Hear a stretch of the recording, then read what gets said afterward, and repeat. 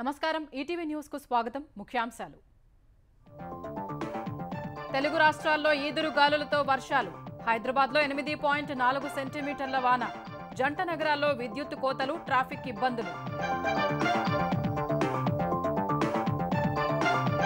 రెండు రాష్ట్రాల్లో 6 మృతి పలు జిల్లాల్లో దెబ్బతిన్న పంటలు మార్కెట్ యార్డుల్లో ధాన్యం కొట్టుకుపోయి బోరుమన్న రైతులు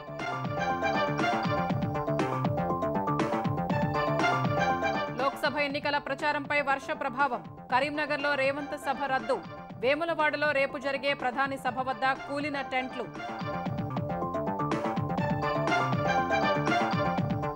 తెలంగాణలో రైతు భరోసా నిధుల విడుదలపై ఈసీ ఆంక్షలు పోలింగ్ తర్వాతే ఇవ్వాలని వెల్లడి రేవంత్ నియమావళి ఉల్లంఘించారని నిర్ధారణ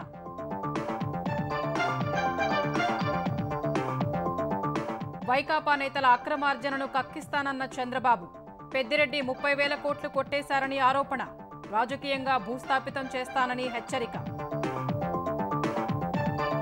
పోలింగ్ సమీపిస్తున్న వేళ జగన్ కొత్త రాగం విశాఖ స్టీల్ ప్లాంట్ ప్రైవేటీకరణ అడ్డుకున్నానని వ్యాఖ్య కూటమి గెలిస్తే ఆపలేరని జోస్యం జనం కోసమే పవన్ రాజకీయాల్లోకి వచ్చాడన్న చిరంజీవి ప్రజలకు ఏం చేయగలడో చూడాలంటే అసెంబ్లీకి పంపాలని పిఠాపురం ప్రజలకు వినతి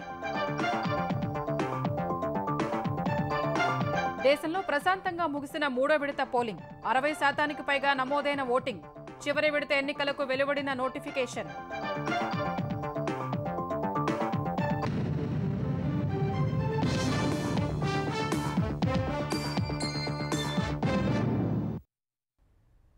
భానుడి భగభగలతో అల్లాడుతున్న తెలుగు రాష్ట్రాల్లో కురిసిన అకాల వర్షాలు వేడిని తగ్గిస్తే రైతులకు నష్టాన్ని మిగిల్చాయి తూర్పు విదర్భ నుండి దక్షిణ తమిళనాడు వరకు విస్తరించిన ద్రోణి ప్రభావంతో తెలంగాణలో హైదరాబాద్ సహా పలు జిల్లాల్లో వడగళ్లు ఈదురు గాలులతో కూడిన వర్షం కురిసింది పెద్దపల్లి జిల్లా సుల్తానాబాద్లో వ్యవసాయ మార్కెట్లోని 300 క్వింటాళ్ల ధాన్యం కొట్టుకుపోయింది చొప్పదండి వ్యవసాయ మార్కెట్లో ధాన్యం తడిసింది తూకం కోసం ఎదురు చూస్తూ ఉండగా ధాన్యం రాసులు తడిసి రైతులు బోరుమంటున్నారు రామడుగు గంగాధర కొడిమ్యాల బోయినపల్లి మండలాల్లోని ధాన్యం కొనుగోలు కేంద్రాల వద్ద ధాన్యం రాసులు తడిసి రైతులు నష్టపోయారు సిద్దిపేట మెదక్ సంగారెడ్డి జిల్లాల్లో పలుచోట్ల ఈదురుగాలులకు మామిడి నేలరాలింది ఖమ్మం జిల్లాలో ఈదురుగాలులతో కూడిన వర్షానికి పంటలు దెబ్బతిన్నాయి ములుగు జిల్లా వాజేడు వెంకటాపురం మంగపేట ఏటూరు నాగారం తాడ్వాయి మండలాల్లో ఉరుములు మెరుపులతో వాన కురిసింది హైదరాబాద్ సికింద్రాబాద్ సహా శివార్లలోని చాలా ప్రాంతాల్లో కురిసిన వర్షానికి వాతావరణం కాస్త చల్లబడింది కొన్ని చోట్ల వర్షపు నీరు నిలిచి ట్రాఫిక్కు ఇబ్బంది కలిగితే మరికొన్ని చోట్ల విద్యుత్ సరఫరా నిలిచిపోయింది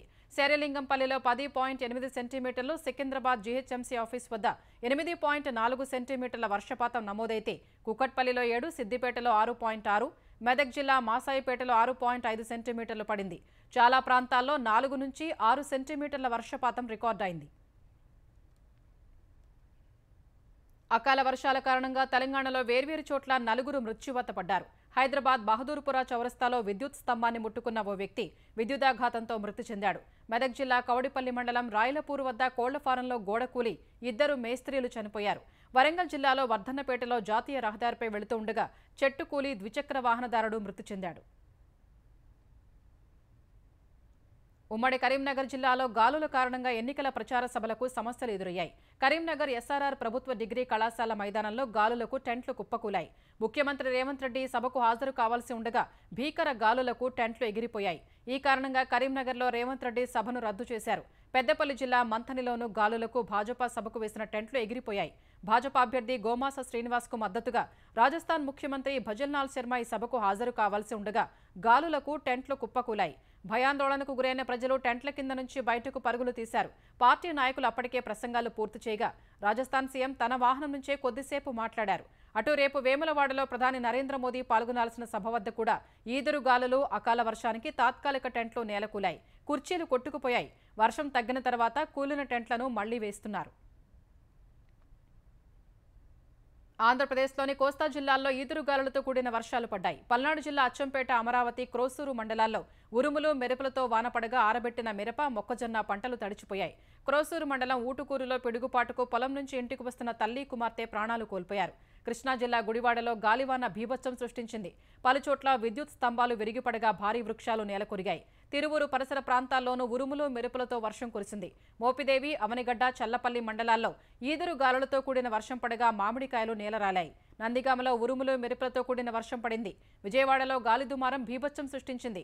అమరావతి ప్రాంతంలో ఈదురుగాలులతో కూడిన వర్షం ప్రజలకు కాస్త ఉపశమనం కలిగించింది. ఏలూరు జిల్లా భీమడోలు మండలంలో ఈదురుగాలులతో కూడిన వర్షానికి కరెంటు స్తంభాలు కూలి పలు గ్రామాల్లో విద్యుత్ సరఫరా నిలిచింది. రాజమహేంద్రవరంలో జోరు వానకు లోతట్టు ప్రాంతాలు జలమయమయ్యాయి. పార్వతీపురం జిల్లా సాలూరులో మోస్తరు వర్షం కురిసింది.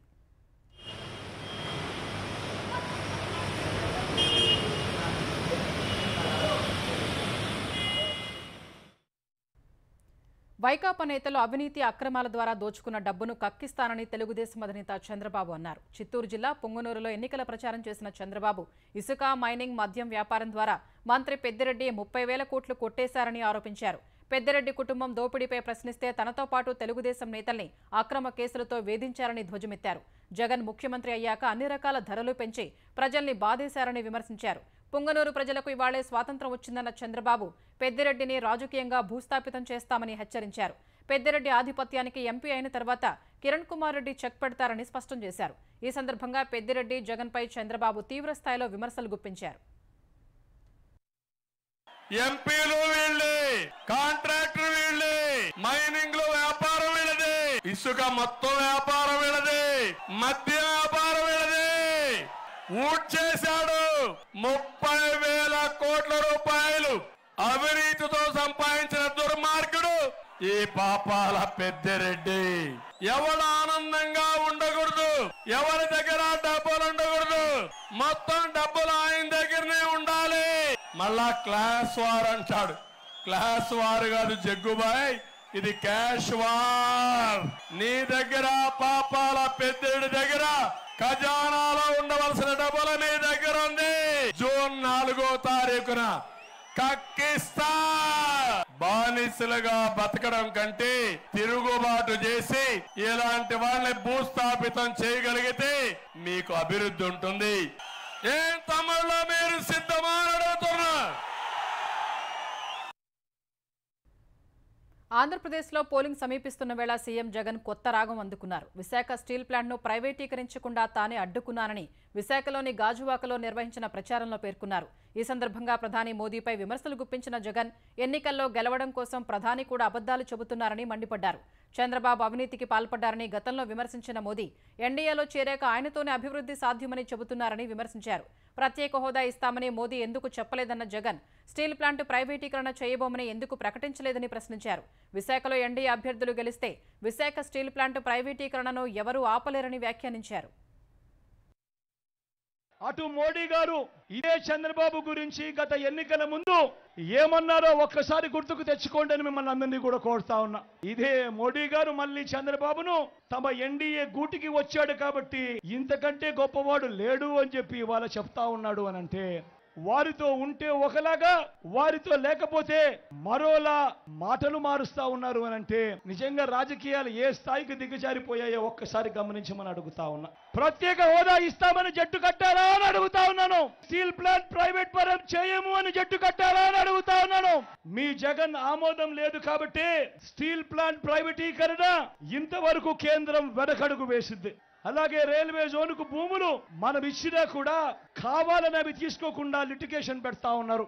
కేవలం 2 బిల్డింగులు కట్టి మమా అనిపించడం వల్ల ఎవరికి ప్రయోజనం ఉండదు. ఇవాళ వీళ్ళు చేస్తా ఉన్నది కూడా అలాంటి దొంగ ప్రేమే మనం ఎంత చూపిస్తా ఉన్నారు అన్నది ప్రతి ఒక్కరూ కూడా జ్ఞాపకంలో పెట్టుకోమని అడుగుతా ఉన్నా. సొంత బాబాయికే న్యాయం చేయలేదు కాబట్టే సీఎం జగన్కు వ్యతిరేకంగా నిలబడ్డానని ఏపీ పీసీసీ అధ్యక్షురాలు షర్మిల స్పష్టం చేశారు. వైఎస్ఆర్ జిల్లా కమలాపురం నియోజకవర్గంలో మాజీ మంత్రి వివేకానందరెడ్డి కుమార్తె సునీతతో కలిసి ఆమె ఎన్నికల ప్రచారం చేశారు. ఈ ఎన్నికల్లో ఓవైపు నేరం, మరోపక్క ధర్మం పోటీ పడుతున్నాయని నర్రెడ్డి సునీత అన్నారు. ఏ వైపు ఉండాలో ప్రజలు తేల్చుకోవాలన్న ఆమె ఎన్నికల్లో న్యాయాన్ని గెలిపించాలని కోరారు. గత 5 ఏళ్లలో కడప స్టీల్ ప్లాంట్పై పార్లమెంటులో ఎంపీ అవినాష్ ఒక్కసారైనా మాట్లాడారా అని షర్మిల ప్రశ్నించారు. అవినాష్ కేసుల మాఫీ చేసుకోవడానికి ఢిల్లీకి వెళుతున్నారు తప్ప ప్రజా సమస్యలపై కాదని విమర్శించారు. జగన్మోహన్ రెడ్డి గారి కోసం 3200 కిలోమీటర్ల పాదయాత్ర చేసింది రాజశేఖర రెడ్డి బిడ్డ. కానీ ఈ రోజు ఇదే రాజశేఖర రెడ్డి బిడ్డ జగన్మోహన్ రెడ్డి గారికి ఎదురు నిలబడింది అంటే ఎందుకు నిలబడింది? ఎందుకంటే సొంత చిన్నానకే న్యాయం చేయలేని వాడు ఇక రాష్ట్రానికి ఏం చేస్తాడు, ప్రజలకు ఏం చేస్తాడు? సొంత చిన్నానకి న్యాయం చేయాల్సిన బాధ్యత కొడుకుగా జగన్మోహన్ రెడ్డి గారికి లేదా అని నిలదీయడానికి ఈ రోజు రాజశేఖర రెడ్డి బిడ్డ ఎదురు నిలబడింది. లోక్సభ ఎన్నికలను ఎవరూ నిర్లక్ష్యం చేయరాదని తెలంగాణ కాంగ్రెస్ నేతలకు ఏఐసీసీ ప్రధాన కార్యదర్శి కేసీ వేణుగోపాల్ స్పష్టం చేశారు. అత్యవసరంగా జూమ్ ద్వారా సీఎం రేవంత్ రెడ్డి, పార్టీ తెలంగాణ వ్యవహారాల ఇన్ఛార్జ్ దీపాదాస్ మున్షి, ఉప ముఖ్యమంత్రి భట్టి విక్రమార్క, మంత్రులు, ఎమ్మెల్యేలు, లోక్సభ అభ్యర్థులతో వేణుగోపాల్ సమావేశమయ్యారు. ఈ భేటీలో తాజా రాజకీయ పరిణామాలు, పార్లమెంట్ ఎన్నికల ప్రచారం, నియోజకవర్గాల్లో పార్టీల బలాబలాలపై సమీక్షించారు. ఈ సమావేశానికి మంత్రి దామోదర రాజనరసింహ, 15 మంది ఎమ్మెల్యేలు గైర్హాజరవడంపై అసహనం వ్యక్తం చేసిన వేణుగోపాల్ సమన్వయం చేయడంలో విఫలమయ్యారని, మహేష్ కుమార్ గౌడ్పై ఒకంత ఆగ్రహం వ్యక్తం చేసినట్టు తెలుస్తోంది. నల్గొండ లోక్సభ నియోజకవర్గంలో మంత్రి ఉత్తమ్ కుమార్ రెడ్డి, మాజీ మంత్రి జానారెడ్డి చూసుకుంటారన్న వేణుగోపాల్ సికింద్రాబాద్ నియోజకవర్గాన్ని నిర్లక్ష్యం చేస్తున్నారంటూ ఇన్ఛార్జ్ మంత్రి కోమటిరెడ్డి వెంకటరెడ్డిపై అసహనం వ్యక్తం చేసినట్టు తెలిసింది. సికింద్రాబాద్ నియోజకవర్గంలోనే ఉండి పార్టీని గెలిపించే బాధ్యత తీసుకోవాలని ఆదేశించారు. ఈ ఎన్నికల్లో పనితీరు ఆధారంగానే ఎమ్మెల్యేలకు తదుపరి పదవులు ఉంటాయన్న వేణుగోపాల్ మెజారిటీ సీట్లు గెలుస్తామని, అందరూ కష్టపడి పనిచేయాలని సూచించారు. రాజ్యాంగం కల్పించిన రిజర్వేషన్లను తొలగించేందుకు భాజపా యత్నిస్తోందని ఉప ముఖ్యమంత్రి భట్టి విక్రమార్క ఆరోపించారు. రాజ్యాంగాన్ని కాంగ్రెస్ పెద్దలు అమలు చేసుకుంటూ వచ్చారని, రిజర్వేషన్ల ద్వారానే ఎస్సీ ఎస్టీలకు అవకాశాలు వచ్చాయని భట్టి తెలిపారు. వనరుల్ని ప్రజలకు చేరవేయటమే అసలైన రాజ్యాంగ స్ఫూర్తి అన్న భట్టి, జనాభా దామాషా ప్రకారం వనరులు సమానంగా పంచుతామన్నారు. దేశంలో 90% ప్రజల హక్కులు కాలరాసేందుకు భాజపా కుట్ర చేస్తోందని, ఆయన హక్కులు కాపాడుకునేందుకు ఓటు ద్వారా కాంగ్రెస్ నిలబెట్టుకోవాలని కోరారు. ఈ దేశంలో కాంగ్రెస్ ప్రభుత్వం రాగానే కాస్ట్ సెన్సస్ చేపట్టి ఆ సెన్సస్ ఆధారంగా రిజర్వేషన్లే కాదు, ఈ దేశంలో ఉన్నటువంటి సంపదని, వనరులు కూడా పంచడమే కాదు, రాజ్యాధికారంలో కూడా ఆ జనాభా దామాషా ప్రకారం వాటా కల్పిస్తామని చాలా స్పష్టంగా చెప్పుకుంటూ వచ్చారు. భారతీయ జనతా పార్టీ ఉన్న ఎస్సీ ఎస్టీలకు సంబంధించిన రిజర్వేషన్ కూడా తొలగించడానికి పెద్ద ఎత్తున కుట్ర చేస్తాం. అంటే దాదాపు ఈ దేశంలో ఉన్నటువంటి 92% ప్రజలకు చెందాల్సినటువంటి వాటాని రానియకుండా చేయాలనేటువంటి కుట్ర భారతీయ జనతా పార్టీ పెద్ద ఎత్తున చేస్తా ఉంది. అది చేయడం కోసం ఈరోజు పార్లమెంట్ లో 400 సీట్లు కనీసం మాకు ఇవ్వండి, భారత రాజ్యాంగాన్ని మార్చి వీళ్ళందరినీ తిరిగి మళ్లీ బానిసలాగా మారుస్తాం అని చెప్పడం కోసం ప్రయత్నం చేస్తాం. పవిత్రమైన తెలంగాణ నేలపై విషం చిమ్మవద్దని, దశాబ్ద కాలంలో ఏం చేశారో విషయం చెప్పి ఓట్లు అడగాలని ప్రధాని నరేంద్ర మోదీని భారాస కార్యనిర్వాహక అధ్యక్షుడు కేటీఆర్ కోరారు. రేపు తెలంగాణలో ప్రచారం చేయనున్న ప్రధానికి సామాజిక మాధ్యమం ఎక్స్ ద్వారా కేటీఆర్ పలు ప్రశ్నలు సంధించారు. ప్రధానిగా 10 ఏళ్లలో తెలంగాణకు ఇచ్చిన హామీల్ని ఎందుకు మరిచారో చెప్పాలని డిమాండ్ చేశారు.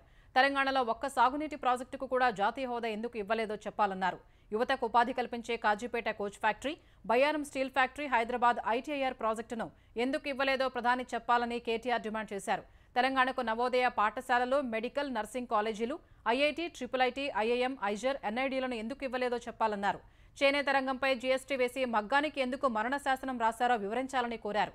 తెలంగాణకు కష్టపడి తెచ్చుకున్న పరిశ్రమల్ని భాజపా పాలిత రాష్ట్రాలకు ఎందుకు తన్నుకుపోతున్నారో చెప్పాలని అడిగారు. ముడి చమురు ధరలు తగ్గినా పెట్రోల్, డీజిల్ ధరలు ఎందుకు తగ్గలేదో వివరించాలని కోరారు. ఇంకా ఉచిత రేషన్ పథకం కింద 80 కోట్ల పేదలు ఎలా ఉన్నారో చెప్పాలని నిలదీశారు. జనమే జయమని నమ్మే జనసేనాని ఏం చేయగలడో చూడాలంటే పిఠాపురం ప్రజలు గాజు గ్లాసుకు ఓటు వేసి పవన్ కళ్యాణ్ను గెలిపించాలని మెగాస్టార్ చిరంజీవి విజ్ఞప్తి చేశారు. ఈ మేరకు పిఠాపురం ప్రజల్ని ఉద్దేశించి వీడియో విడుదల చేశారు. చట్టసభల్లో పవన్ కళ్యాణ్ గొంతు వినాలని ఆకాంక్షించారు. ఇంట్లో ఆఖరి వాడైనా జనానికి మంచి చేయటంలో పవన్ ముందుంటారని అన్నారు. సినిమాల్లోకి బలవంతంగా వచ్చిన పవన్ రాజకీయాల్లోకి మాత్రం ఇష్టంతో వచ్చారని చెప్పారు. తాను నమ్మిన సిద్ధాంతం కోసం తన జీవితాన్ని రాజకీయాలకు అంకితం చేశారని తెలిపారు. అలాంటి శక్తిని ఏపీ భవిష్యత్తు కోసం వినియోగించుకోవాలని చిరంజీవి కోరారు.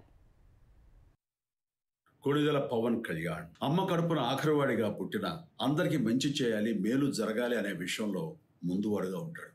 ఎవరైనా అధికారంలోకి వచ్చాక ప్రజలకు ఏదైనా చేయాలనుకుంటారు. కానీ కళ్యాణ్ తన సొంత సంపాదనని కౌలు రైతులు కన్నీళ్లు తుడిచేందుకు ఖర్చు పెట్టడం, సరిహద్దు దగ్గర ప్రాణాలొడ్డి పోరాడే జవాన్ కోసం పెద్ద మొత్తం అందివ్వడం, అలాగే మత్స్యకారులు ఇంకా ఎందరికో తాను చేసిన సహాయం చూస్తుంటే ఇలాంటి నాయకుడు కదా జనాలకు కావాల్సింది అనిపిస్తుంది. తాను బలంగా నమ్మిన సిద్ధాంతం కోసం తన జీవితం రాజకీయాల్లోకి అంకితం చేసిన శక్తిశాలి పవన్ కళ్యాణ్. ప్రజల కోసం, రాష్ట్ర భవిష్యత్తు కోసం ఆ శక్తిని వినియోగించాలి అంటే చట్టసభలో అతని గొంతు మనం వినాలి. జనమే జయమును నమ్మే జనసేనాని ఏమి చేయగలడో చూడాలంటే మీరు పిఠాపురం ప్రజలు కళ్యాణ్ని గెలిపించాలి.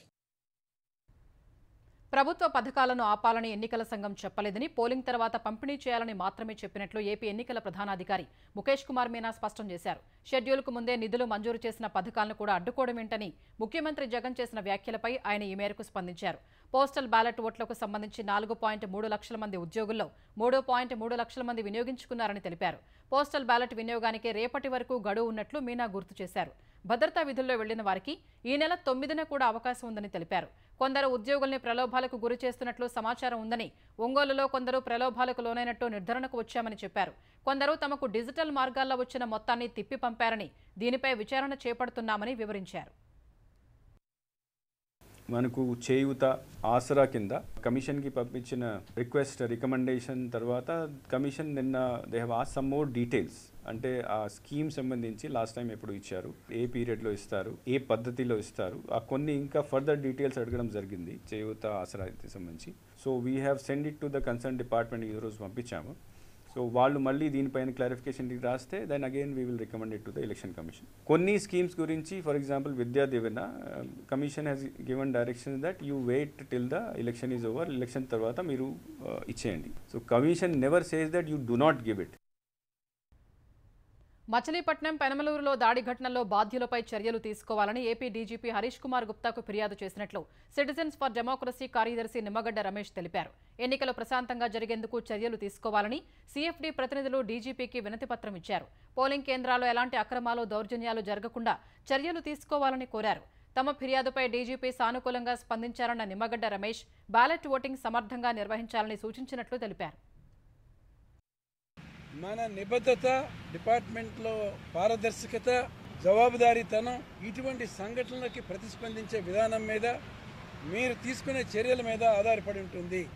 మీరు ఎటువంటి సడలింపులు లేకుండా ఎంత ఉన్నత పదవుల్లో ఉన్న వాళ్ళైనా కూడా వీరినెవరిని కూడా వదలకుండా వాళ్ళ మీద కఠినంగా చట్ట ప్రకారం చర్యలు తీసుకోండి. ఇదే విషయాన్ని నేను డీజీపీ గారి దృష్టికి కూడా తీసుకొచ్చాను. ఆయన కూడా మేము తప్పకుండా ప్రజాస్వామ్యబద్ధంగా చట్ట ప్రకారం రూల్ ఆఫ్ లాని తప్పనిసరిగా అమలు చేస్తారు అని హామీ ఇచ్చారు. ఆంధ్రప్రదేశ్లో ఉద్యోగుల పోస్టల్ బ్యాలెట్ కష్టాలు 4వ రోజు కూడా కొనసాగాయి. ఓట్ల గల్లంతూ కేంద్రాల వద్ద సరైన సౌకర్యాలు లేక ఓటేసేందుకు వచ్చిన ఉద్యోగులు తీవ్ర అసహనానికి గురయ్యారు. గుంటూరు జిల్లా మంగళగిరిలో విధులు నిర్వహించే చోట ఓటు వేసేందుకు వెళితే ఓటు లేదని చెబుతున్నారని ఉద్యోగులు వాపోయారు. సత్యసాయి జిల్లా పెనుకొండలో కూటమి అభ్యర్థి సవిత పోలింగ్ కేంద్రం వద్దకు రాగానే వైకాపా అభ్యర్థి ఉషశ్రీచరణ్ 10 మంది కార్యకర్తలతో లోపలకు వెళ్లడం ఇరు వర్గాల మధ్య తోపులాటకు దారితీసింది. లాఠీచార్జ్ చేసిన పోలీసులు ఇరు వర్గాల్ని అదుపు చేశారు. కదిరిలో పోలింగ్ కేంద్రం, అనంతపురంలో వైకాపా నేతలు ఓటర్లకు డబ్బు పంపిణీ చేస్తూ ఉండగా తెలుగుదేశం నేతలు పోలీసులకు ఫిర్యాదు చేశారు. కడప ఆర్డీఓ కార్యాలయంలో పోస్టల్ బ్యాలెట్ వద్ద డబ్బు పంచుతున్నారనే సమాచారంపై అధికారులు తనిఖీలు చేపట్టారు. కాకినాడ పీఆర్ ప్రభుత్వ కళాశాలలో ఓటేసేందుకు వెళ్లగా కొంతమంది పేర్లు జాబితాలో లేక ఉద్యోగులు అవాక్కయ్యారు. పార్వతీపురంలో కూడా ఇదే పరిస్థితి తలెత్తింది. చిలకలూరిపేట నియోజకవర్గం గణపవరంలో ఈ నెల 5న పోస్టల్ బ్యాలెట్ బదులు ఈవీఎం నమూనా పేపర్లు ఇచ్చిన వ్యవహారంలో తహసీల్దార్ వరకుమార్ను సస్పెండ్ చేశారు. రిటర్నింగ్ అధికారికి షోకాజ్ నోటీసు జారీ చేశారు. 5న ఓటేసిన 1219 మందికి రేపు ఎల్లుండి మళ్లీ ఓటేసే అవకాశం ఇస్తామని తెలిపారు. తెలంగాణలో రైతు భరోసా నిధుల విడుదలపై ఎన్నికల సంఘం ఆంక్షలు విధించింది. లోక్సభ ఎన్నికల పోలింగ్ తర్వాతే నిధులు విడుదల చేయాలని ఆదేశించింది. రైతు భరోసా చెల్లింపులపై సీఎం రేవంత్ రెడ్డి చేసిన వ్యాఖ్యలపై ఎన్ వేణుకుమార్ అనే వ్యక్తి ఈసీకి ఫిర్యాదు చేశారు. ఈ నెల 8లోగా రైతు భరోసా నిధులు మొత్తం రైతుల ఖాతాలకు బదిలీ చేస్తామని సీఎం రేవంత్ రెడ్డి ఈ నెల 4న కొత్తగూడెం సభలో ప్రకటించారు. ఈ వ్యాఖ్యలపై ఫిర్యాదు అందగా సీఎం రేవంత్ రెడ్డి ఎన్నికల నియమావళి ఉల్లంఘించారని ఈసీ నిర్ధారణకు వచ్చింది. ఫలితంగా పోలింగ్ తర్వాతే రైతు భరోసా నిధులు విడుదల చేయాలని ఆదేశించింది. ఖమ్మం లోక్సభ స్థానంలో కాంగ్రెస్ నుంచి పోటీ చేస్తున్న తన వియ్యంకుడు రామసహాయం రఘురాం రెడ్డికి మద్దతుగా సినీ నటుడు వెంకటేష్ ప్రచారంలో పాల్గొన్నారు. ఖమ్మం మయూరి సెంటర్ నుంచి నిర్వహించిన రోడ్ షోలో రఘురాం రెడ్డి, మరో వియ్యంకుడు మంత్రి పొంగులేటి శ్రీనివాసరెడ్డితో కలిసి వెంకటేష్ పాల్గొన్నారు. వెంకటేష్ను చూసేందుకు అభిమానులు భారీగా తరలివచ్చారు.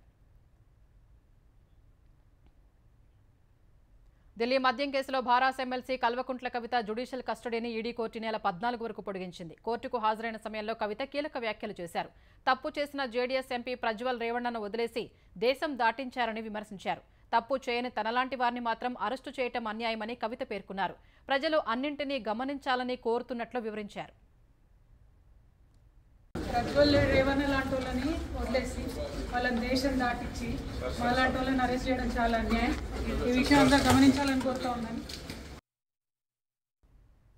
కాళేశ్వరం ప్రాజెక్టుపై న్యాయ విచారణలో భాగంగా judicial commission chairman justice PC Ghosh Medigadda బ్యారేజీని పరిశీలించారు.